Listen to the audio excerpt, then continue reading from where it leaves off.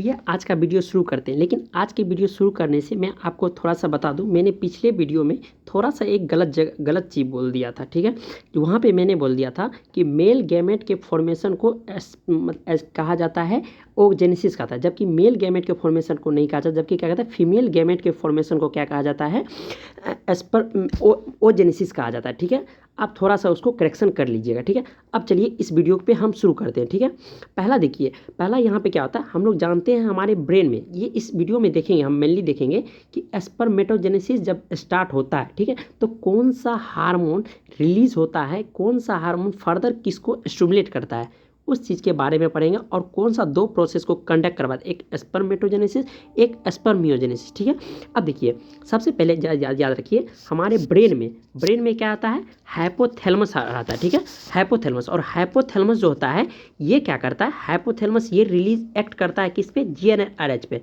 GnRH का full form मैं बता दूं, ग्नेडोट्रोफिन रिलीजिंग हार्मोन इसका होता है। ठीक है, अब ये क्या करता है, इस पे एक्ट करता है, और जैसे जीएनआरएच आज का बढ़ जाता है मात्रा, ये क्या करता है, एक्ट करता है एंटीरियर पिट्यूटरी ग्लैंड पे। ठीक है, और ये एंटीरियर पिट्यूटरी ग्लैंड पे जब एक्ट करता है तो ये फर्दर एंटीरियर पिट्यूटरी क्या करता है, दो हार्मोन निकालता है, क्या कि एक एलएचएस, दूसरा एफएसएच। ठीक है, और ये एलएचएस एफएसएच जो है फर्दर क्या करता है, दो हार्मोन को फिर ये रिलीज करता है। ठीक है, दो सेल को बनाता है। देखिए एलएचएस क्या करेगा, वो लेगिड सेल को रिलीज बनाएगा। ठीक है, और एफएसएच क्या करेगा, सर्टोलिक सेल पे एक्ट करेगा। ठीक है, इस दोनों को एक्ट करेगा। ठीक है, अब देखिए लेगिड सेल क्या करेगा, एंड्रोजन, ये एंड्रोजन को रिलीज करवाएगा। ठीक है, और सर्टोलिक सेल क्या करेगा, सम फैक्टर को रिलीज करेगा। अब देखिए एनसीईआरटी में यहाँ पे ये नहीं बोला गया कि फैक्टर का नाम क्या है, बस सिर्फ बोला गया है कि सर्टोलिक सेल रिलीज करवाता है, कुछ फैक्टर को रिलीज करवाता है। ठीक है, और ये जो कुछ फैक्टर है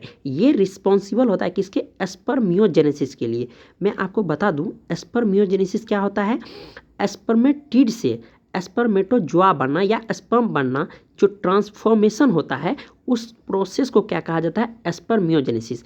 जबकि स्पर्मेटोजेनेसिस क्या होता है, स्पर्मेटोगोनिया सेल से यानी मेल जर्म सेल से स्पर्मेटोजोआ बनना या स्पर्म बनना, उस प्रोसेस को क्या कहा जाता है, स्पर्मेटोजेनेसिस। तो आप इस स्पर्मेटोजेनेसिस स्पर्मियोजेनेसिस में कंफ्यूज मत होइएगा, यहाँ मियो में है, MIO है। ठीक है, और यहाँ मेटो है। ठीक है, तो ये ध्यान रखिएगा। तो अब देखिए लेगिड सेल क्या करेगा, एंड्रोजन पे एक्ट करता है, और ये एंड्रोजन रिस्पॉन्सिबल होता है किसके लिए, स्पर्मेटोजेनेसिस के लिए होता है। ठीक है, अब देखिए ये सारा चीज़ तो आपको पता चल गया। इसके अलावा एनसीईआरटी में दो चीज़ मेंशन नहीं किया हुआ, जबकि क्वेश्चन एनटीए द्वारा जो हमारा है वो क्वेश्चन पूछा जाता है। ठीक है, नीट में दो क्वेश्चन आ सकते हैं। देखिए जब एलएचएस और एफएसएच का जो है जब सेक्रेशन अधिक हाई हो जाता है तो फिर क्या होता है, एलएचएस एफएसएच जो है दो हार्मोन रिलीज करता है। एफएसएच रिलीज करता है इनहिबिन और एंटी बाइंडिंग प्रोटीन। ठीक है, तो इसमें देखिए इनहिबिन जो है, ये इनहिबिन रिस्पॉन्सिबल होता है निगेटिव फीडबैक देने के लिए। यानी कहा रहा है कि ये इनहिबिन बोलता क्या है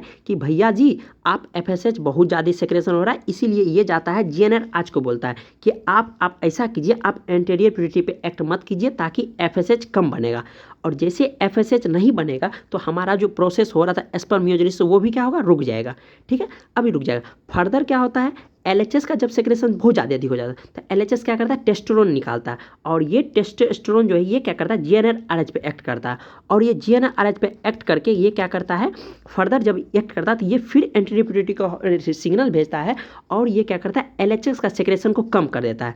और जैसे एलएचएस का सेक्रेशन कम हुआ तो अब हमारा जो प्रोसेस हो रहा था स्पर्मेटोजेनेसिस वो क्या होगा, रुक जाएगा, और इस तरह क्या होगा, ये कंट्रोल प्रोसेस हमारे बॉडी में चलते रहेगा।